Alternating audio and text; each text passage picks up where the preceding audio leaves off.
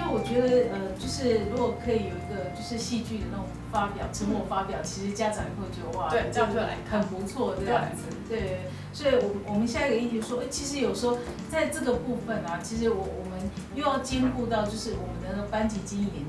的这些小客人，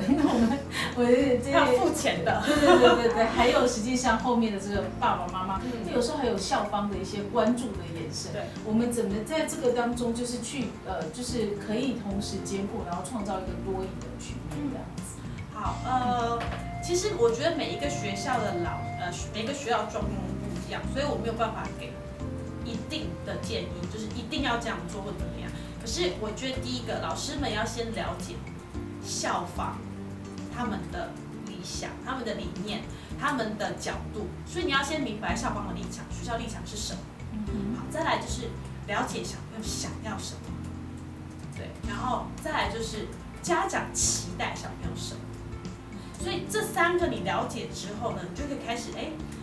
如果是学校的立场就是这样，那学生的需求是他可能想要听故事听多一点等等的，或者是因为你知道每个小朋友需求会不一样，所以但是有些家长就很 push， 或者是其实家长有些小朋友学得很好，不是这样说啊没关系，他就这样就好了等等的，其实这都可以跟家长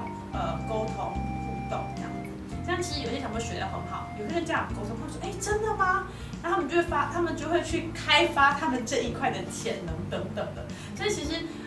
有家长配合，小朋友在学校的学习状况就会比较不一样。再来就是这是第一点，就是第一个也是很重要的一点，就是你要了解校方，了解学生，然后要跟家长做一些两性的沟通。再来就是其实你要以学生为中心，然后控制活动的时间，就是我刚才所说的。其实像如果一个游戏再好玩，你玩了大概20分钟，你应该也会觉得有点无聊。就是其实这个很好观察，就像我们小朋友，我们学校下课中间其实都没有什么下课，就只有一个大下课，就30分钟。他们在30分钟不会都玩一样的游戏，我是指游戏，不是像足球那样，就是游戏，他们不会玩同一个游戏玩30分钟，所以大概就10分钟就要把游戏或者是你的活动换一下。这不一定是游戏哦，像你可以说，写个字 ，OK， 好，来画个图，这都是哦，好。然后老师上课的时间就不要太久。我说的意思不是说老师就讲完后就不做事情，而是说，其实像我们班以我们学校来讲，1节课40分钟，老师你们觉得老师要讲多久？然后打出那个数字，像老师1节课40分钟，你们觉得老师讲解的时间大概多久？10分钟吗？还是20分钟等等的？10到15，5到10，10到20。好，抓个中间值，其实差不多在10分钟。对，那我觉得如果在前面5分钟是班级经营，就是小朋友唱歌，然后10分钟告诉小朋友我今天要上什么课，所以我就会把它写在白板上。那因为我们有很多组，一组我们班上的程度不一，所以我会有很多组。那我就说好，第1组今天要做这些事情，第2组要做这些事情，第3组要做这些事情，第4组要做这些事情。写完之后就让小朋友，那谁先跟我上课？所以每一组上课我大概上最多就10分钟，让小朋友把这些知识传授给他们，剩下是他们的练习时间。所以练习时间你就帮忙安排，说是跟同学对话呢，还是要练习写生词呢，还是要把生词画出来呢，等等的，你就设定一些活动让他们做。那这时候也可以培养孩子的负责任感。意思就是说，他可以说，老师说完这个，然后他们就会一开始就会来问你说，那我下一个要做什么？然后你就会说，那你看一下白板上会写什么？所以这也是一个班级经营的方式。然后这样子，就算你们班再多的再多学生的程度都不同，其实这样子也很好操作。OK， 好。那接下来我们请Ivy 老师也跟我们分享一下，说，那您就是比较常用的一个方式会是什么样子 ？OK， 这个问题我觉得要分2个层面哦，一个是所谓班级经营教室内的还有一个是学校跟家长跟孩子跟老师这4个角色的安爱恨情仇，就是这个是教室外的哦。那先讲教室内的，刚刚老师讲得非常好，他甚至把步骤都讲出来。那我觉得其实就绕了一个主题，就是幼儿他的秩序感，事实上是比任何层面，任何年龄层的孩子还要敏感。就是说，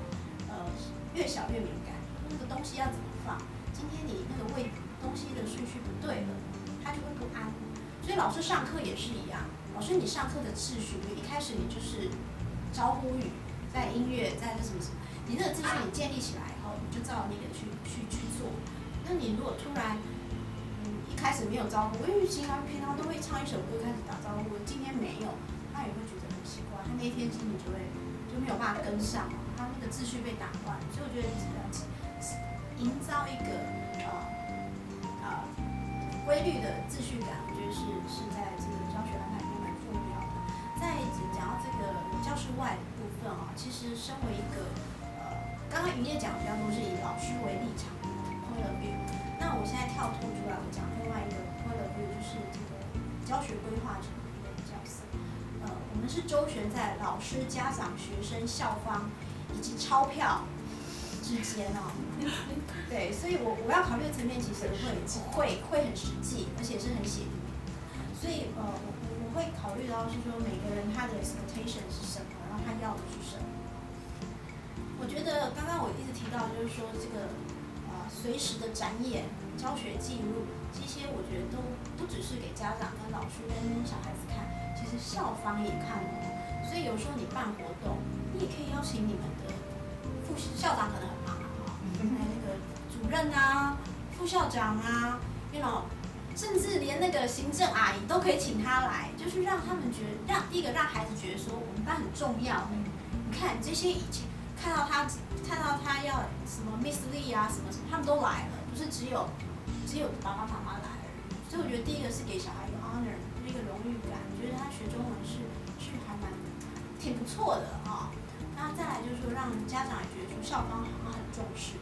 对了，校方都很重视，好像校方真的很重视。对，不过应该是说，是学校每个学校对于中文这一个的定位会不太一样，应该是这样讲。对，就是说你可以去邀请一些人，那或者是说别的科目老师也可以邀请就是说你可以去让他们都参与，所以会增加那个多元性再来就是说，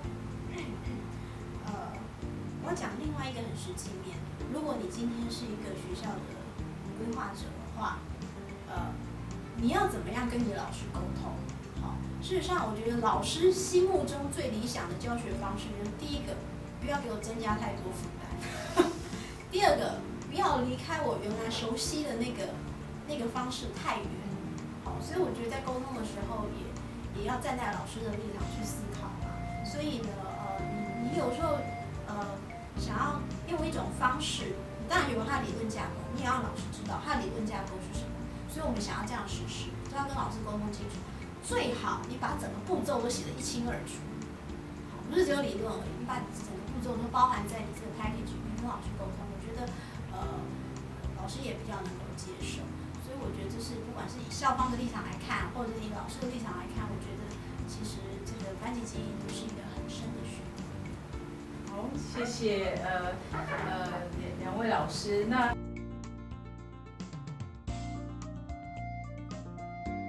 我们接下来呢，我们利用大概5到10分钟的时间来做一点 Q&A。那刚刚有几位老师已经把一些问题就是有打出来，我这边repeat 一下就刚刚其实老师已经有回答，就是全中文的教学这个部分好，然后再来就是有一位老师提到说，云叶老师这边1周教1首歌和故事，那你整个学期之后会再回头复习吗？会，其实大家教1首歌，一开始1个学期教第1首歌，但第2首歌唱一唱，其实还会再唱比第1首歌。其实我觉得这样才会有复习的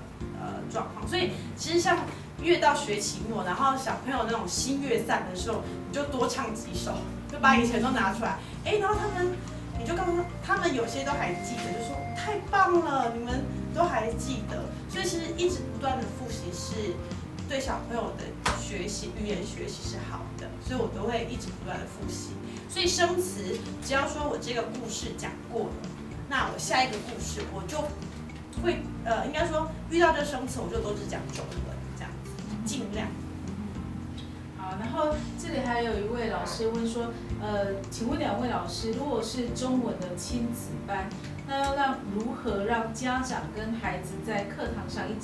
直就是双方哦，就是家长跟孩子都同时保持这个学习的兴趣，因为就是有大人也有小孩的这个部分这样。我想要请问一个问题，那个亲子班的那个定义是什么？孩子的年龄层大概是多少？会不会不一样？老师是没有提，可是我们假设我们以今天的那个设定，就是3到6岁的孩子，那爸爸妈妈就是陪同一起来这样子，那我们会怎么去操作运作，让他们就是在这个学习的过程当中都还能够有这样的持续的一个兴趣。所以家长也要学，对不对？王老师，你在线上吗？王老师，王丽文老师，哦，是3到6岁，所以是家长一起进教室上课吗？哦，对，所以家长没有任何华语背景。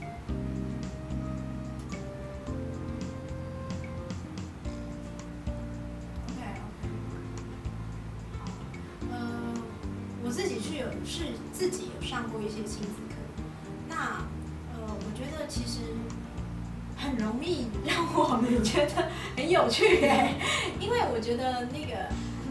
基本上尽量去制造那个家长跟孩子的互动，就是说那个互动可以放权让家长去操作比如说你可以给一些指示，比如说现在假设我们只要教一首歌，那这首歌可能会有一些什么敬礼啊、点头啊、蹲下来啊什么的，那可能就是跟爸爸或妈妈跟孩子就是点头啊或者是说爸爸背他啦，或者是什么，就是有一些动作你可以去设计，就是搞得大家都很忙这样子。对，就因为家长事实上他上那个课他的重点也是他想要跟孩子一起玩嘛，因为3到6岁嘛，事实上他如果说是一个学业上的考量的话，他应该不会跟着进来。那他如果会跟着进来，他事实上也想要跟孩子有互动，所以我觉得在整个课程的游戏设计上的话，要设计家长跟他是有互动这样子，然后可以协助孩子。那你说这些唱唱跳跳，家长会不会不喜欢？不会，完全不会，因为他们是跟小孩子自己的孩子一起玩，而且在家里面，其实一般人如果不是特殊训练的话，一般人也不想要跟小孩互动什么玩什么。说真的，顶多就是一起共读而已，甚至有些人甚至连共读要怎么共读他也不是很清楚，所以我觉得有这个机会让他们有一些互动是很好的。对，我觉得这样没有错。其实像有一些活动，刚才王老师有提到说家长是没有就是不会说华语的这样子，所以我觉得如果像是一个故事，那其实家长应该会学得比学生快，应该是这样说。所以如果我今天在这里教的故事，那你可以让或者是对话，其实可以让爸爸妈妈带着小朋友一起练习。就是刚才Abby老师讲的，就是互动。那故事我今天讲完了，就可以发给家长，然后让他们回家都还可以讲故事给孩子听，等等的。所以我觉得老师在课堂上要尽量把球 Q 给家长，然后跟或者是给小朋友，但是不要把家长当做你的 assistant， 他们不是，就是你要把球丢给他们2个，然后他们2个可以互相传球，这样我觉得是最好的方式。好，然后看到有一位张老师他也问了，他说就是就2位老师的就是经验观察，就是主动说中文的孩子是不是因为有其中一方的父亲或者是母亲在家里很坚持的都一直只跟孩子说中文的关系，所以他们到课室里面才能够就是直接说中文的，是这样子吗？就是就老师的观察。我自己的观察不是因为我觉得主动说中文是一件事，主动说中文，我觉得跟家长的背景竟然有相关，而跟自己孩子的 motivation 有关。他是不是自己想要？像我有一个学生哦，他当然他比较大，他是 teenager，他们就很爱看那个偶像剧，然后很喜欢听周杰伦，这个 motivation 就很大，对，所以他如果抓到有人会说中文的话，他会想要练习，因为他想要继续，就像最近台湾很多人去学韩语是一样，因为喜欢看韩剧嘛，对，它是一个这个动机的问题，所以我觉得跟家长竟然有关系。反而我觉得，如果家长在家里太过强势的坚持的时候，反而会造成孩子他长大可能不会这样想，可是他还在那个小孩子的阶段的时候，他反而会抗拒，对，他会觉得我偏不要，我只要在你没有看到的眼皮下，我绝对不做这件事情，打死我也不做，因为你看到我之后就一直逼我做，所以我反而觉得这有点揠苗助长，所以我会希望家长其实不用太把这个放在心里。可以用鼓励的方式，那即使不是华裔也没有关系。我觉得鼓励孩子去接触中华文化，或者是中华文化听起来很古老，或是就是说他们有兴趣的东西，比如说卡通，就像小笼包啊这样子的。对，或者是像卡通啊，幼儿来讲可能卡通啊，中文的一些卡通，巧虎啊什么之类的，他们可能会让他比较有motivation。其实我不好意思，其实我觉得那个你说中文，主动说中文，其实我觉得是跟小孩子的自信心有关系，跟他语言熟不熟。如果他对于这个语言不熟，他会有不安全感。那不安全感，他就会不愿意开口。所以我觉得这跟小朋友的安全感还有他的自信心是有很大的关系。当然也是就是他学习的动机。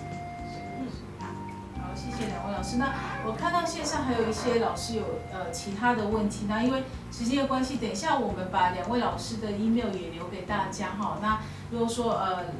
线上老师有什么样的问题，我们都就是课程结束以后，我们可以再就是 email。刚大概看了一下，就是比较主要的问题是教材推荐，好，然后再来就是如何到海外去就是教中文这两个区块。那我想说我们也不耽误太多的时间。那我想利用一点点的时间，就大概2分钟左右的时间，跟大家就说明一下 Chinese Stride 的这个就是一些相关的可以使用的。刚刚我们讲到说幼儿的部分有就是童谣动画。那我们在这里面设计了一些，就是甚至像卡拉 OK 的一个方式的，就是带动的那个唱法。然后戏剧的部分以外，其实在这个平台上面，我们也有很多的就是学习单，老师可以就是印出来让小朋友涂颜色的学习单，或者说譬如说刚云叶老师有举的这个Christmas 的这个例子。那 Christmas 它有 Christmas 相关的学习单，就是说在这个学习单上面可以请他们把这个圣诞老公公涂红色啊，什么涂什么颜色的，这相关的学习单都有。那所以现在刚好我们有就是免费试用到8月底，所以也可以就是欢迎老师们也可以上来就是申请一个试用的账号看看这样子。对，那其他的老师如果还有相关的问题的话，我们也可以直接 email 给2位老师。那我们把老师的这个 email 也秀在这边这样子。那对，谢谢今天很高兴就是有机会请到就是2位老师，蔡老师、蔡云叶老师，还有范慧茹老师、Ivy 老师来跟我们做个分享，谢谢，非常的精彩，谢谢2位，谢谢大家，谢谢，再见喽。